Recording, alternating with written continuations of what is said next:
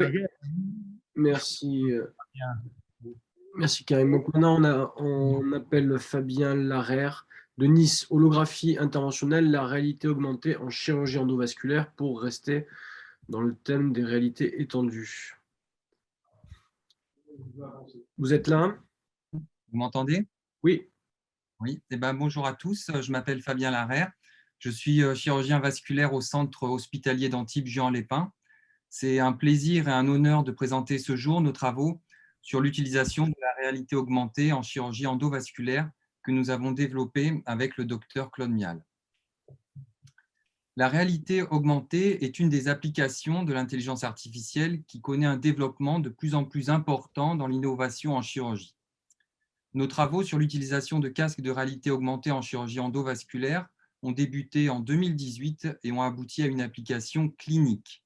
Nous avons d'ailleurs réalisé plusieurs publications scientifiques sur le sujet. Les années 90 sont marquées par la naissance de la chirurgie endovasculaire.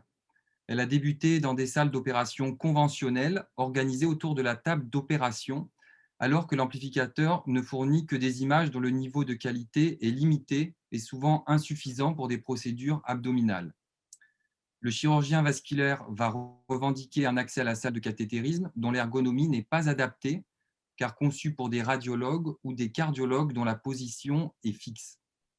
En effet, le chirurgien doit pouvoir en faire le tour pour pouvoir s'adapter aux exigences des accès vasculaires. La position péropératoire variable, en fonction du type de procédure, vient conditionner le positionnement des écrans dont les degrés de liberté restent limités. Pour faciliter l'accès à l'image, différentes configurations ont pu être proposées, comme les écrans séparés multiples ou le dédoublement de larges écrans à entrée multiple. Quelle que soit la configuration réalisée, elle n'évite pas, notamment lors de procédures complexes, l'interposition de l'arceau entre l'opérateur et l'écran, source d'exposition aux rayons, en allongeant le temps opératoire tout en nuisant à la précision du geste. D'où l'idée d'emporter avec soi une image qui soit toujours dans le champ du regard, en l'intégrant sous forme holographique dans des casques de réalité augmentée, en respectant 3 impératifs: la reproduction à l'identique de l'image native, le temps de latence minimale, une autonomie de visualisation. Nous avons développé avec la start-up HoloWind une application qui permet l'importation sous forme holographique des images produites par l'appareil de radiologie, avec pour impératif la nécessité de reproduire des images de la même qualité que celles produites au niveau de l'écran, tout en minimisant le temps de latence. Celui-ci est peu perceptible et ne perturbe pas la procédure, comme on peut le voir au cours de cette angioplastie carotidienne avec mise en place d'un stent monté sur ballon. La preuve de concept a été établie lors de la première procédure réalisée sans écran. Comme on peut le voir sur cette vidéo, l'écran est retourné, supprimant toute vision directe pour l'opérateur. L'intervention d'angioplastie du membre inférieur droit étant réalisée sous vision holographique seule, définissant ainsi le concept d'holographie interventionnelle. Commande, fluoroscopie, angiographie. Les différentes images disponibles sur l'appareil source peuvent être appelées par commande vocale, comme vous venez de l'entendre. Les images holographiques peuvent être agrandies à l'aide d'un zoom numérique, comme on peut le voir sur cette procédure. C'est une endoprothèse aortique complexe qui est traitée avec fusion d'images. Donc, 2 images sont dans le champ de vision, la fluoroscopie simple à gauche et la fusion d'images à droite. Les images sont de la même qualité que les images natives et la latence n'a pas d'effet sur la réalisation de la procédure. La vision directe du champ opératoire et des images holographiques dans le même champ de vision facilite les manipulations dans des conditions ergonomiques confortables. Notre but est maintenant de transmettre cette technologie afin qu'elle puisse être utilisée par un plus grand nombre de chirurgiens vasculaires, mais également d'étendre ses applications à d'autres spécialités chirurgicales. Nous avons notamment effectué des essais prometteurs de son utilisation au cours d'interventions de chirurgie urologique. Actuellement, 23 procédures ont pu être intégralement réalisées en holographie interventionnelle sur 4 différents types d'installations radiologiques, 2 salles hybrides et 2 installations mobiles différentes. Les efforts de développement portent maintenant sur 4 points: le temps de latence, l'optimisation de la spatialisation des images, l'amélioration de l'autonomie des sources vidéo et bien sûr étendre ces applications aux autres spécialités chirurgicales.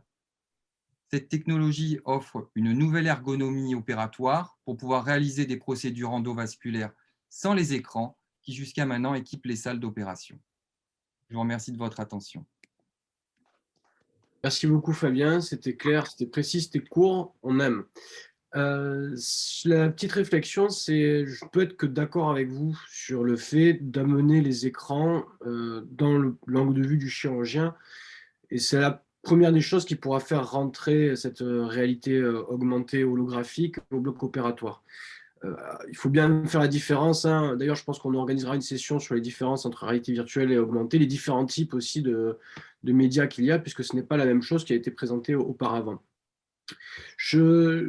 J'avais fait, mais ça c'était vraiment dans mon coin, vulgairement en bricolant des premiers essais comme ça, effectivement adaptés à d'autres types de chirurgie, que ce soit de la chirurgie orthopédique par exemple, parce qu'on a toujours cette problématique d'avoir l'arceau ou une mauvaise ergonomie au bloc opératoire. Les grandes difficultés que l'on rencontre sont, un, la connectique sur les différents appareils. Donc, essayer d'avoir quelque chose de standardisé, ce n'est pas le plus simple. Et vraiment, effectivement, vous l'avez souligné, ce temps de latence. On ne peut pas se permettre d'avoir une seconde de différence entre l'enregistrement de la vidéo et sa transmission. Et sur ce temps de latence, quelles sont vos perspectives, justement? Ben, en fait, sur le temps de latence, ça va dépendre essentiellement des types de casques qu'on a, des technologies qu'on a et surtout des encodeurs dont on dispose, puisque nous, en fait, donc on a des encodeurs qui sont connectés sur les amplis et les appareils de radio, qui vont récupérer le signal et l'envoyer par Wi-Fi sur les casques. Donc, meilleurs sont les réseaux et donc moins longs sont les temps de latence. Donc, c'est essentiellement là-dessus vraiment qu'on peut jouer. Et aussi, donc, bien sûr, les casques de réalité, il y a des improvements à chaque fois. Et donc, sur les dernières générations de casques, on peut aussi s'attendre à ce qu'il y ait moins de latence. Vous avez mis un routeur en Wi-Fi local. Vous n'êtes pas passé sur le Wi-Fi, on est bien d'accord. Oui, c'est du Wi-Fi local, oui. Oui, c'est là-dessus. Donc, ça, sur la transmission, éventuellement la transmission Alors après, ce sur HF. on peut aussi proposer, ce que ça on avait aussi discuté, c'est faire, parce que voilà, l'utilisation des casques de réalité, c'est de l'intelligence artificielle, mais on peut faire de l'intelligence artificielle sur de l'intelligence artificielle. Et donc, on peut aussi éventuellement mettre en place, ça existe déjà, des puces avec des réseaux de neurones sur les casques qui permettent de récupérer les données qui sont centralisées sur des plateformes externes.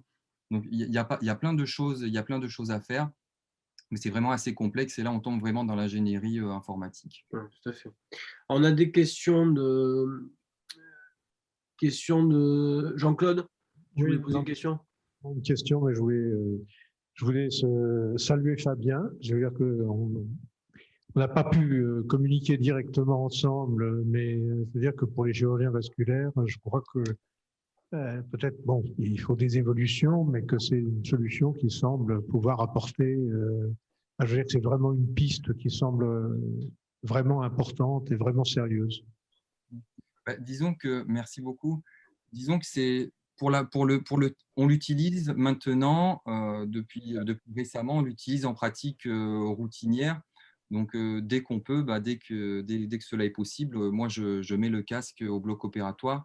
Et c'est vrai que bon, il y a un temps d'adaptation, mais une fois qu'après, on a bien en main ce casque, eh bien, c'est vraiment fantastique parce qu'on peut faire des zooms, on a les images vraiment devant soi, on peut contrôler aussi avec un accès direct le site opératoire. C'est vraiment quelque chose c'est vraiment un atout majeur, quoi.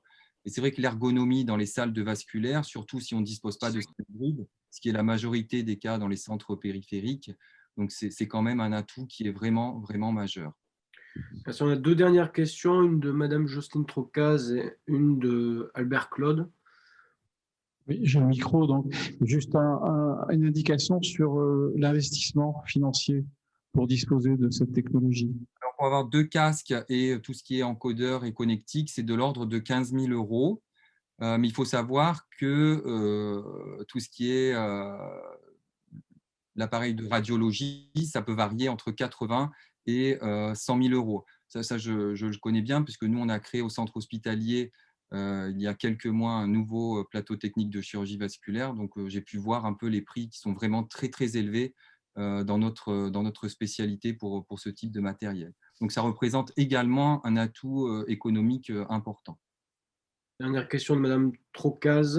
Oui, moi j'avais, excusez-moi, du coup, j'avais une petite question sur, merci de votre exposé, sur la fatigabilité, parce que c'est vrai que ces casques de réalité augmentée, pendant longtemps, c'était un des obstacles, c'était que quand les gens les avaient pendant longtemps sur la tête, c'était fatigant, voire comme il y a des latences, on peut avoir un peu mal au cœur ou je ne sais quoi. Est-ce que vous avez observé une fatigue particulière?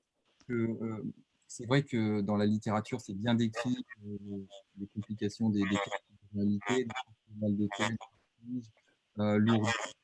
Alors, effectivement, pour une procédure, pour une endoprothèse standard, donc, ou des procédures standards, ça se passe très bien. Et on l'a également essayé sur des endoprothèses complexes où là, ça dure plusieurs heures. Donc après, on n'est pas allé au-delà de 6 heures, mais à mon sens, 4-5 heures, pour nous en tout cas, pour les chirurgiens qui le testaient, on n'a jamais eu de problème. Mais c'est vrai que c'est quelque chose qui est très décrit dans la littérature, hein, effectivement. Merci. Oui, ça doit rester un outil potentiellement qui peut être utilisé de façon routinière, mais qui a peut-être des indications très précises quand on a justement pour gagner en ergonomie. Merci beaucoup de votre présentation, Karim.